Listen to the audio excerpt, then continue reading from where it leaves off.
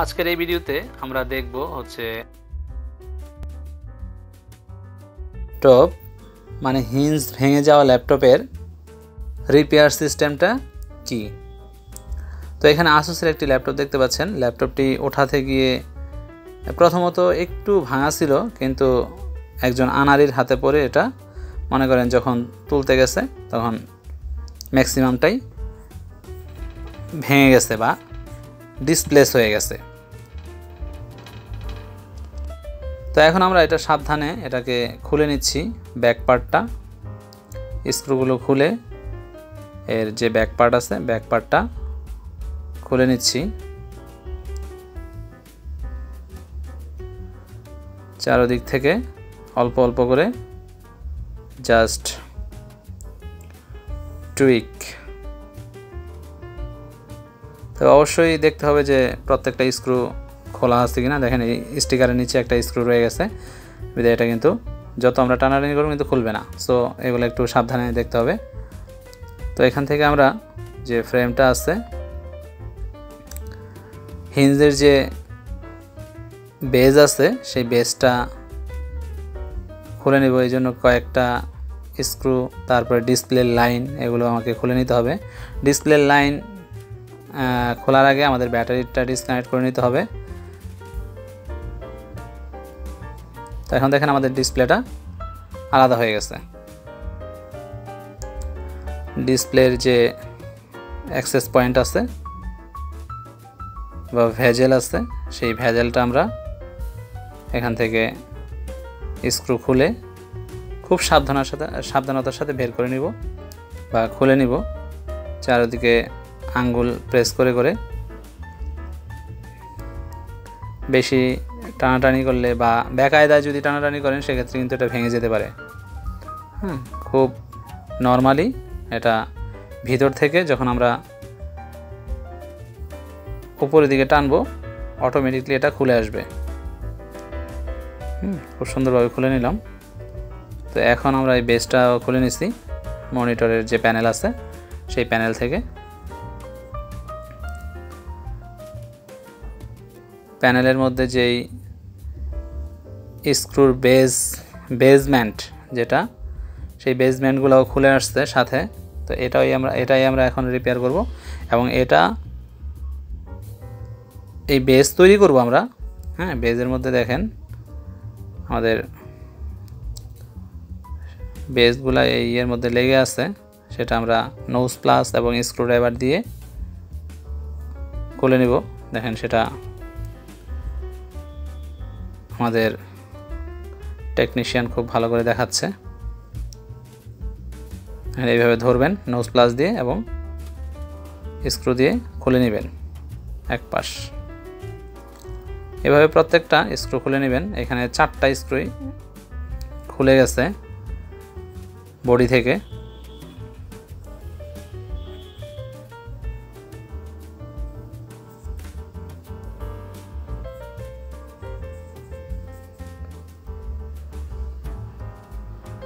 একে একে সবগুলো আমরা খুলে নিচ্ছি।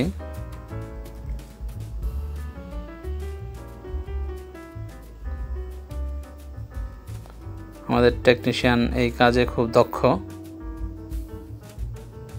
ওকে, সুন্দরভাবে খুলে আসছে এবং এটাকে আমরা এমনভাবে রিপেয়ার করব এটা দ্বিতীয়বার আর ভাঙার চান্স থাকবে না।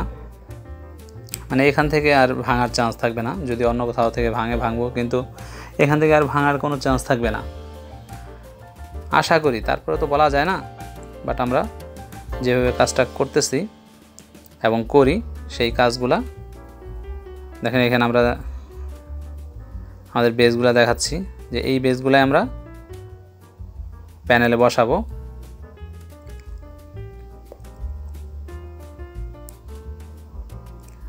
আমরা চাইলে এটাকে একটু নরম করে দিতে পারি, যেটা ওঠানামা করে।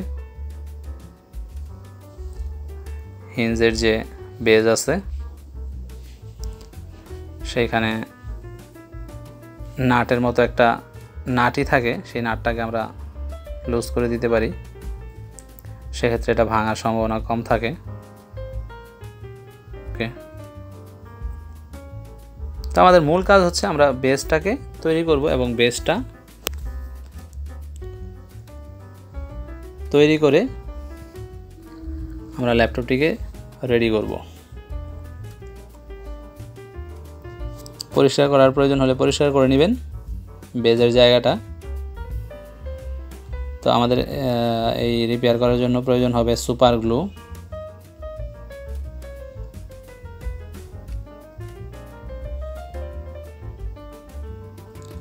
হট গান প্রয়োজন হবে। হট গানে হিট দিচ্ছি আমরা, হট এয়ার গান।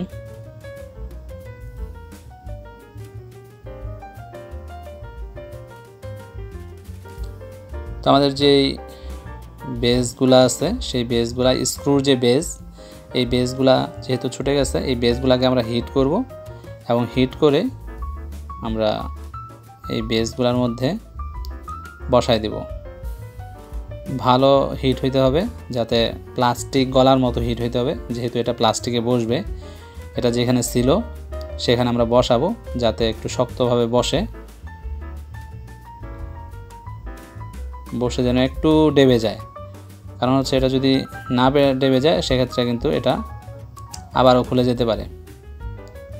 এবং এর পাশাপাশি আমরা এর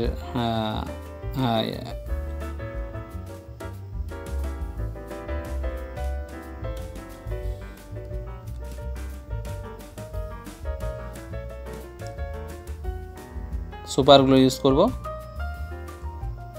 সুপার গ্লুতে অনেক সময় দেখা যায় বেসটা একেবারেই ভেঙে যায়, সেক্ষেত্রে সুপার গ্লু পাশাপাশি আমরা কটন ইউজ করব। চারদিকে কটনটা দিয়ে আমরা সুপার গ্লু দিয়ে দিব, সেক্ষেত্রে বেসটা একেবারে পারফেক্টলি তৈরি হয়ে যাবে।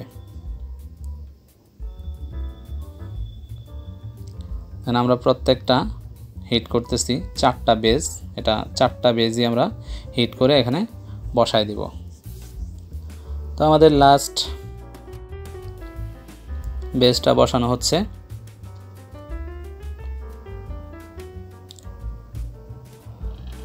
তো এখানে সুপার গ্লু ইউজ করা হচ্ছে। আমাদের 3 নাম্বার বেসটা দেখতে পাচ্ছি যে বেসটা একেবারেই নাই, তো সেক্ষেত্রে চারপাশে আমরা কটন দিয়ে সেখানে আমরা বেসটা তৈরি করে দিব।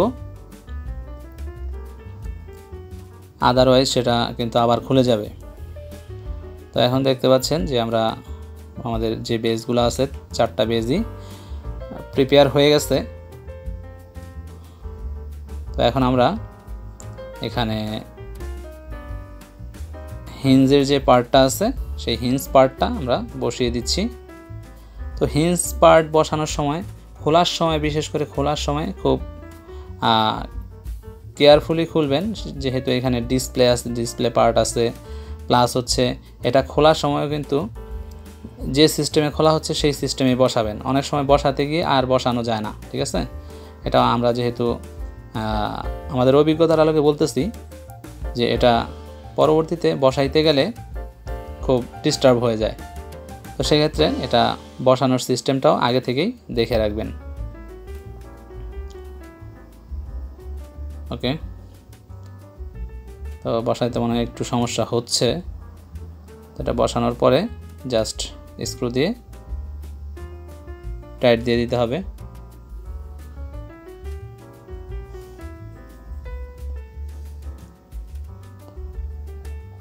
তবে বেসগুলো যেন খুব ভালোভাবে তৈরি হয় সেটা নিশ্চিত করে নেবেন, যাতে পরবর্তীতে আবার ভেঙে না যায়। তো আমরা টেস্ট করতেছি লাগায় যে আমাদের বেসটা ঠিক মতো বসছে কিনা। দেখেন খুবই সুন্দরভাবে বসছে, আশা করা যায়।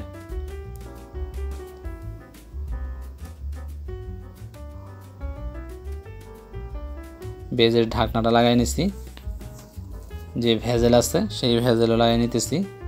Access point, display access point, মানে অ্যাক্সেস ভেজেল আর কি।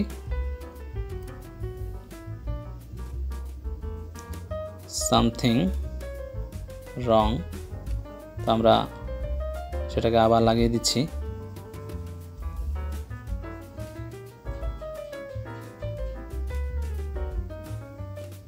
চার পাঁচটা যখন আপনি লাগাবেন টাস টাস করে শব্দ হবে, ঠিক আছে, যে সেটা ভালোভাবে বসছে।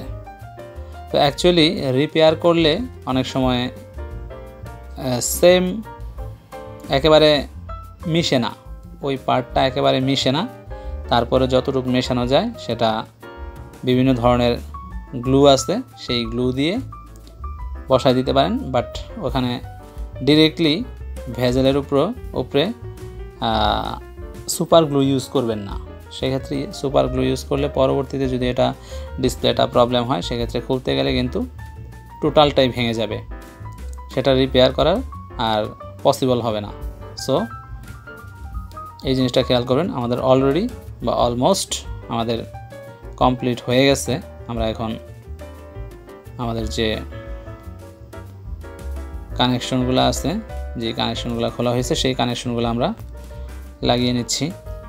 এবং কানেকশনগুলো লাগানোর পরে প্রপারলি প্রত্যেকটা কানেকশন লাগানো হয়েছে কিনা সেটা একটু চেক করে নিতে হবে সবগুলা স্ক্রু করার আগে।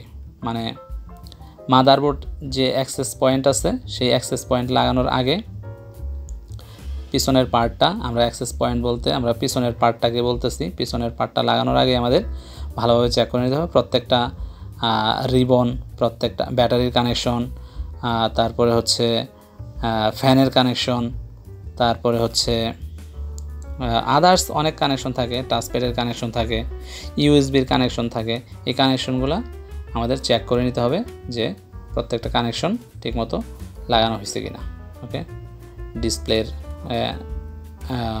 হার্ড ডিস্কের ডাটা কেবলের কানেকশন অনেক সময় খুলতে হয়।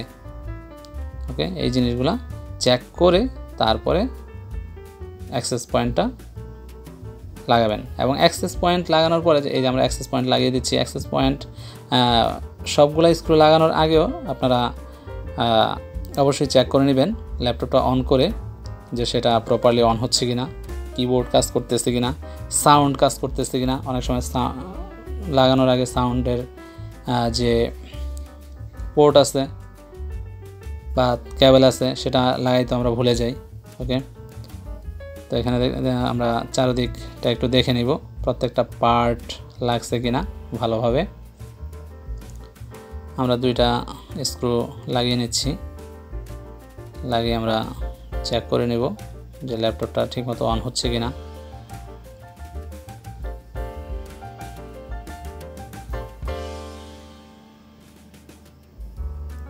ওকে, কিবোর্ডে আমাদের হচ্ছে পাওয়ার।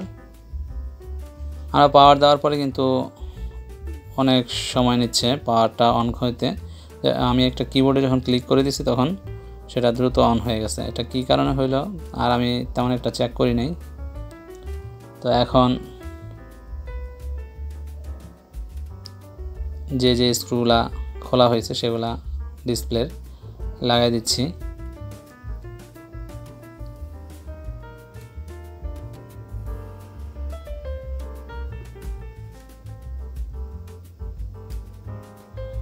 ওকে, ল্যাপটপটা প্রপারলি অন হয়েছে এবং সব কিছুই কাজ করতেছে, আমরা চেক করে নিয়েছি। এখন আমাদের পিছনের যে ফুল বাকি স্ক্রুগুলো আছে সেই স্ক্রু লাগিয়ে আমরা কাস্টমারকে ডেলিভারি করব। ওকে, স্ক্রু লাগানোর সময় আমাদের একটা জিনিস খেয়াল করতে হবে যে এক এক সময় কিন্তু এক এক ধরনের স্ক্রু থাকে। দেখেন এখন কিন্তু আমাদের এটা খুব ভালোভাবেই ওঠানামা করতেছে, একটু ফাঁকা থাকতে পারে, সেটা আমরা ঘাম দিয়ে এটা এখানে বসিয়ে দিব। যেহেতু রিপেয়ার সেহেতু একটু এরকম থাকতেই পারে। ধন্যবাদ সবাইকে।